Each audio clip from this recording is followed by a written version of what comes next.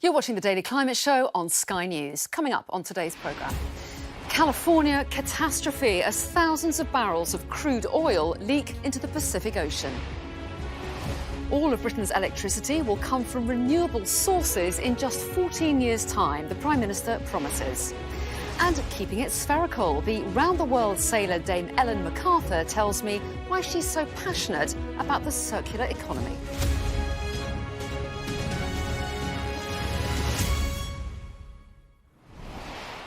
Hello and welcome to the UK's only daily climate news show, where we track the changes happening to our world right now and challenge those coming up with the solutions. Now, the mayor of a Californian city has described an oil spill off the coast as an environmental catastrophe. The area of sea affected is home to endangered species, including humpback whales and snowy plovers.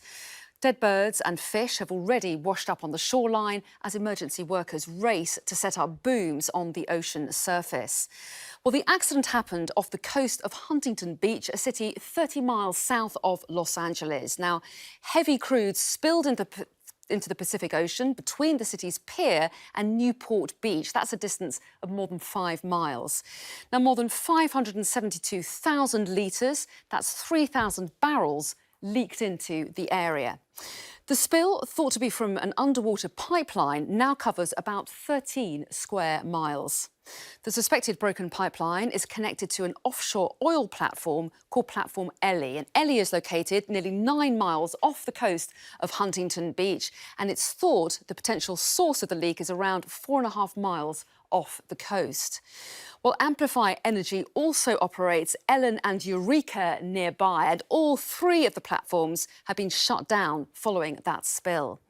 Well, let's speak to our US correspondent Greg Milam now, who's live in Huntington Beach. So, Greg, describe the scene for us now. Yeah, we've just had an update actually from the people who are working to look after the wildlife. It is a very sensitive wetland area as well as being a beach area, and they've just given an update on the number of birds they've seen coming in oiled. It's only a handful at the moment, and they say they are optimistic. That makes them optimistic that the impact might not be as great as they first feared when they heard the news of that spill over the weekend. But they will be here for weeks and months, they say, because the impact will be felt for that long. The oil, they say, will be continuing to come ashore for days here. At the moment, it looks just like dirty sand. There are a few tar globules, but it's not coming ashore in huge amounts, and that is their hope that will continue. But you're talking about a stretch of 6 miles and an awful lot of oil out there in the ocean at the moment. They're trying to use equipment to recapture much of that oil out on the ocean surface where it's spilled. They're also using booms to protect some of the areas on the shore and heading into those wetlands that are very sensitive. The mayor has talked about it being ecological disaster just because of how sensitive this area is ecologically, and they've seen spills here back in the 60s, in the 90s, that did huge ecological damage. You mentioned what happened, that pipeline that runs several miles offshore to an oil platform and then to a rig. They believe they've stopped the flow of that oil, but certainly locals felt that they were smelling this tar smell in the air much earlier than this spill was reported, and for that reason they believe this was happening earlier than the response operation was able to be put in place. But big questions about coastal drilling already here in Southern California. They will grow after this, you can be sure. Greg, thanks very much indeed. Now, he doesn't make his keynote speech at the Conservative Party conference until Wednesday, but today Boris Johnson revealed that there'd be a substantial environmental announcement in it, that within 14 years, all electricity produced in Britain will be from renewable or nuclear energy. Looking at the progress that we're making in wind power, where we lead the world now in offshore wind, looking at what we can do with other renewable sources, carbon capture and storage, with hydrogen potentially, we think we can get to complete clean energy production by 2035. Well, our chief political correspondent, John Craig, is at the Conservative Party conference in Manchester. So, John, Boris Johnson plans to showcase his green credentials in his speech ahead of COP26, of course. But how's that likely to go down with the party faithful there in Manchester? The big worry is what it means for people's energy bills. There's a lot of concern here amongst representatives and, of course, members of Parliament about the cost of living. We heard from the Chancellor today warning about that. The Prime Minister has always said he doesn't want to do any of these environmental measures if it means people's energy bills go soaring. But having said that, it's a major announcement he's going to make on Wednesday, and another big pledge. Some will say it's ambitious, but he is determined to make the COP26 summit next month a big success, and so he keeps coming out with these new targets. Now, he will be criticised by environmentalists for relying too much on nuclear power, but obviously the main concern here is people's energy bills, their gas, their electricity bills, and so on. But he's determined to do it. He says that not only is the government here committed to ending petrol and diesel cars, new cars by 2030, this other pledge 5 years later, and he says that it'll mean for the first time the UK is not dependent on hydrocarbons coming from overseas with all the fluctuations in supply and so on. John, thanks very much indeed.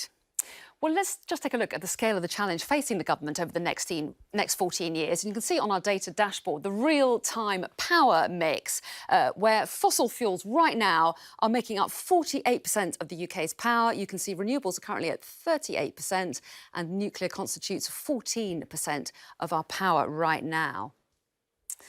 Now, in some of today's other climate news now, Pope Francis hosted a pre-COP26 summit today where 40 religious leaders issued a joint climate appeal. Ahead of the UN climate summit in November, they're calling for concrete solutions to save the planet from an unprecedented ecological crisis. Christian leaders, including the Archbishop of Canterbury, Justin Welby, as well as representatives of Islam, Judaism, Hinduism and Sikhism, have all signed that appeal. Environmental groups, including Greenpeace, have launched a campaign to ban fossil fuel adverts in Europe. They say adverts and sponsorships by oil and gas companies are as harmful as tobacco promotions. The groups plan on launching protests and eventually gaining 1 million signatures from EU citizens. Indonesia has created a museum made entirely from plastics to raise awareness of the ocean's plastic crisis. The exhibition is made from more than 10,000 plastic waste items, including bottles, bags and straws, which were all collected from polluted rivers and beaches. Now, she once sailed single-handedly around the globe, so it's perhaps appropriate enough that Dame Ellen MacArthur has stuck to the spherical theme. The sailor-turned-environmental campaigner has recently begun advising the Scottish Government on green issues and is a passionate advocate of the circular economy. Well, I spoke to her earlier today and she began by explaining exactly what that means.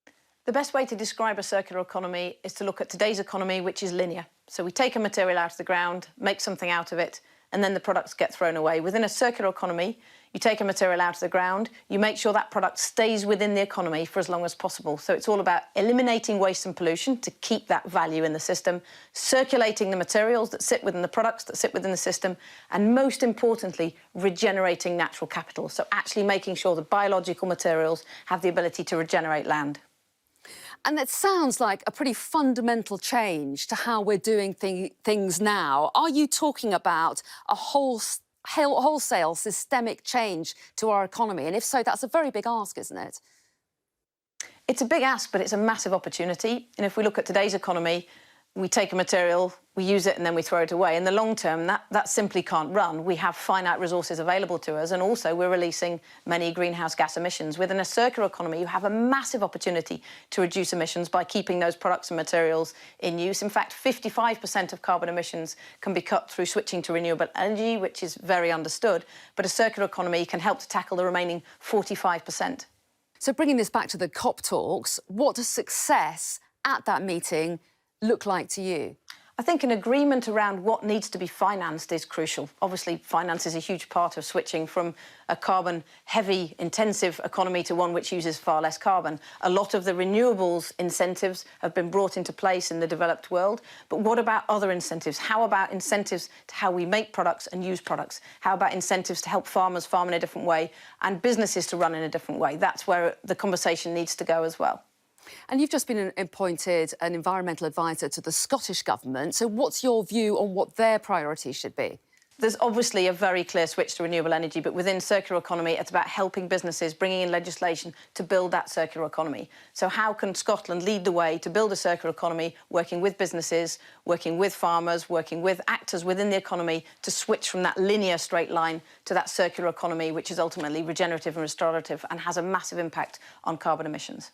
So, Dame Mellon, as a yachtswoman, you broke the world record for the fastest solo circumnavigation of the globe in 2005. So how do you go from that to promoting circular economies?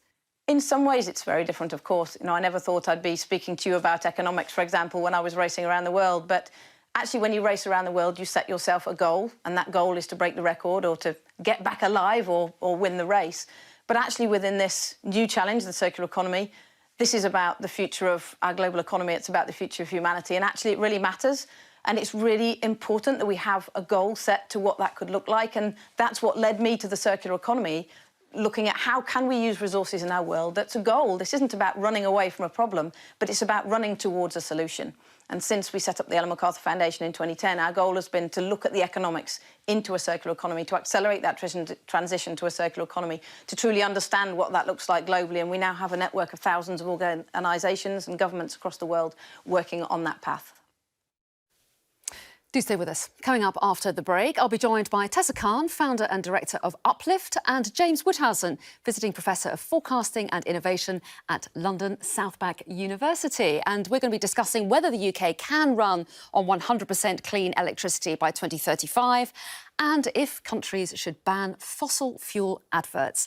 That in a few minutes' time.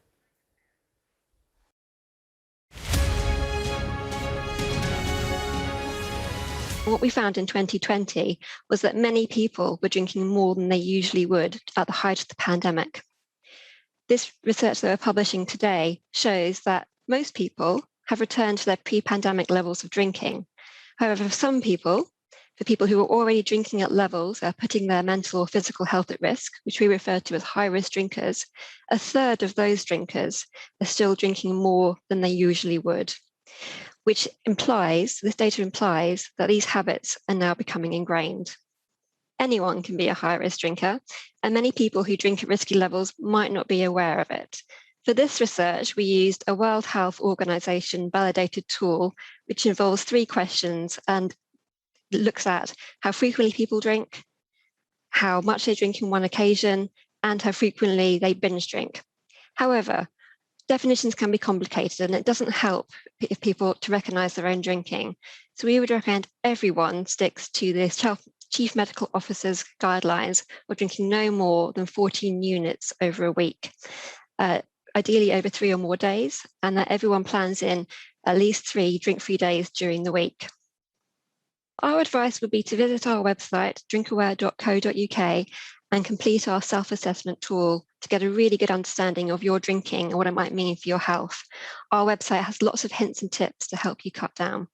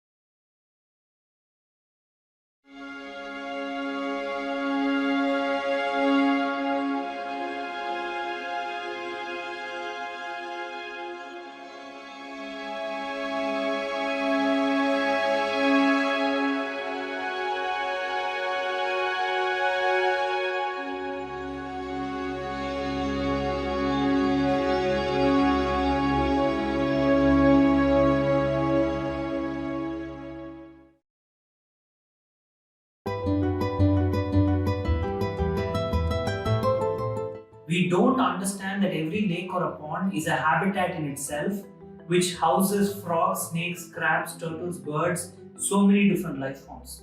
Human beings directly depend on underground water source. So a lake or a pond is necessary to replenish these groundwater resources.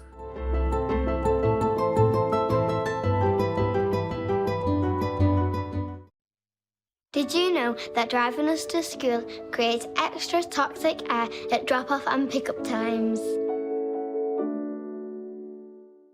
It'll be windy with persistent rain for central parts and showers elsewhere. Prolonged rain will become largely confined to northern England during the morning, with blustery showers developing widely to the south. Scotland, Ireland and Northern Ireland will be mostly fine, just a few showers there. East Anglia will turn wet later and gales will develop on North Sea coasts. The unsettled windy conditions mean the atmosphere will be well mixed, so the air pollution index, where 1 means low pollution and 10 means very high, will be low everywhere. The Air Quality Report, sponsored by Philips Air Purifiers. Hello and welcome back to the Daily Climate Show on Sky News. Now we're going to get straight to discussing the climate issues of the day now with Tessa Khan, environmental lawyer and founder of Uplift, which aims to help move the UK towards a fossil-free future. And also joining us is the visiting Professor of Forecasting and Innovation at London South Bank University, James Woodhousen. So good to see you both. Welcome. So our first subject is Boris Johnson has said that the UK power grid should be 100% green by 2035. So is that an achievable target? Tessa Khan, to you first of all, do you welcome this target and is it doable? Yeah, Anna, I mean, in short, it is doable and it's most certainly the kind of ambition that we desperately need to see from this government. But we can set targets like this until the cows come home. The really important question is whether or not this government puts into place the investments and the policies that are needed to massively scale up our zero carbon energy sources and, just as importantly, to break the lock that fossil fuels currently have on our power supply. And that requires the government to do two things. It requires it to stop giving massive subsidies to oil and gas producers in the UK. So we know that in the last 5 years, since the UK government signed the Paris Agreement on climate change, it's handed out £4 billion in public money to oil and gas producers in the UK. And the other thing it needs to do is it's got to say no to the opening of new oil and gas fields like the Cambo oil field, which it's currently astonishingly considering giving approval to, which will lock us into reliance on fossil fuels for decades to come. OK, let me get James's reaction. And James, just before you do come back, I just want to show a statistic from last year, from 2020. 43% of Britain's electricity was generated by renewables, so there's a way to go. I did notice you laughing at one point during what Tessa was saying there. So why was that? What's your reaction? Well, I'm very suspicious of the doctrine that we're really subsidising fossil fuels, but I'll bow to Tessa on that. But she must admit that we are subsidising renewables or intermittent sources of energy supply, which deliver 43% of our power one day and then 2% another day. We're subsidising them a whole lot more. Now, if we're looking at positive solutions, it's pretty obvious that Boris has had a hidden conversion to nuclear power. I'm in favour of that, but we must recognise that Conservative governments and the coalition before them have completely dithered on nuclear power. They've dallied with the Chinese Communist Party. They've drawn up ridiculous contracts in the case of Hinkley Point. They've angered Hitachi, so the Japanese firm pulled out. They've dithered on small modular reactors. And most of the nuclear fleet will be retired by April the 1st, April Fool's Day on 2024. So if you want to make the targets, you've got to do a lot of investment in nuclear, such as we're unprepared really to make the last few years. Now, I believe they're going to announce 2 more nuclear power stations. Big deal. OK, Tessa, what's your take on nuclear? Some people say that you need a kind of dependable source of energy for when the sun doesn't shine or the wind doesn't blow. What's your take on it? Well, Anna, there are a number of different scenarios for how we can get to that zero carbon electricity grid by 2035. And the challenge is that if we want to keep costs down, which is a huge concern, obviously, especially in light of the gas price crisis. I mean, new nuclear power plants cost tens of billions of pounds, as Sizewell C will cost, and it'll take another 12 years to build. So that doesn't seem like a great solution, given the other solutions that are ready to scale that are desperately underfunded at the moment. And cost is important, isn't it, James? Because people are worried about higher bills, for starters, but also people are worried about a transition away from jobs they might have. People in the fossil fuel industry are concerned about losing those jobs. Well, completely right, and they're right to be concerned. I think what we've got to be very crystal clear here, Anna, which is really when Boris says, you know, oh, I'm so worried about gas prices, in the same breath, he's saying he's going to protect consumers by making gas more heavily taxed so that they shift in a nudge-like fashion to electricity. This, ladies and gentlemen, it's the class war by another means. It will mean more expensive gas cooking and heating for those who retain the old supply. They will be put in a difficult position if his ridiculous targets ever come to fruition. They certainly won't by 2035. Okay. You know, the whole opinion in environmental things is people need to lay out more money to be better people for the right kind of clean, pure energy. Okay. And I don't buy it. OK, I'm pretty sure that Tessa would come back at you, but I'm afraid we've got to move on to the other subject right now. Sorry, Tessa, we've got to move on because more than 20 climate groups have launched a campaign today aimed at banning advertising by fossil fuel companies across the EU in a similar way to the ban on tobacco advertising implemented nearly 20 years ago in the UK. So, Tessa, should adverts for fossil fuel companies be banned? What's your take? Yeah, well, look, Anna, as your report made clear, the vast majority of ads by fossil fuel companies are greenwashing, which is to say that they are misleadingly giving the impression that fossil fuel companies are interested in investing in green energy and zero carbon solutions, when actually they're doubling down on investments in oil and gas and extracting fossil fuels. We also know, of course, that fossil fuels are endangering our health and our rights in the most serious way imaginable. So, yeah, it's a good idea to ban fossil fuel advertising. But the most dangerous, I think, effect of these advertisements is that it's lulling our governments into this false sense of security that the fossil fuel industry can be trusted to lead this transition away from oil and gas and polluting sources of energy. And I think the UK government has fallen into that trap, as we've seen in the deal that it struck with oil and gas companies here in the UK in the form of the North Sea Transition Deal, which is a voluntary framework with incredibly weak targets. So, you know, the oil and gas lobby in the UK is already accessing the government in all kinds of ways. It certainly doesn't also need the opportunity to advertise as well. Do you think that's right, James? I mean, the analogy that's being made is with the tobacco industry, which has had adverts banned. What do you make of this? I mean, fossil fuel companies will say we want to be able to communicate with our customers. What do you think? Well, I've got to ask Tessa whether she's ever clicked on a banner ad, because I never had, and I never have met anybody who's ever looked at an internet banner ad. Now, I've also got to ask Tessa in the nicest possible way, have you read this book? It's published in 1957, and it said that advertising, you know, was very influential with people. Have you read this book? It's published in 1963 by Marshall McLuhan, saying that the medium is the message and that advertising is very influential. Advertising is not influential. The plebs, as green people like to imagine the population at large, do not buy advertising. They don't accept what advertising says because they got more brains than Greens credit them with. It's all part of the class war. Let us just come back at that very quickly. Yeah, I mean, I guess you'd wonder then why it is that fossil fuel companies are ploughing hundreds of millions of pounds into advertising if it's so ineffective. And they have managed to keep a hold on our power systems and our power supply, despite all of we have to leave it there. I'm leaving the last shrug and shake of the head there with James. Haven't got time to hear from you, I'm afraid, but we must leave it there. Thank you both very much indeed. Thank you. Do stay tuned because we've got Sky News Tonight coming up next, and the Met Commissioner Cressida Dick rules out quitting but orders a review of police culture. That's coming up next.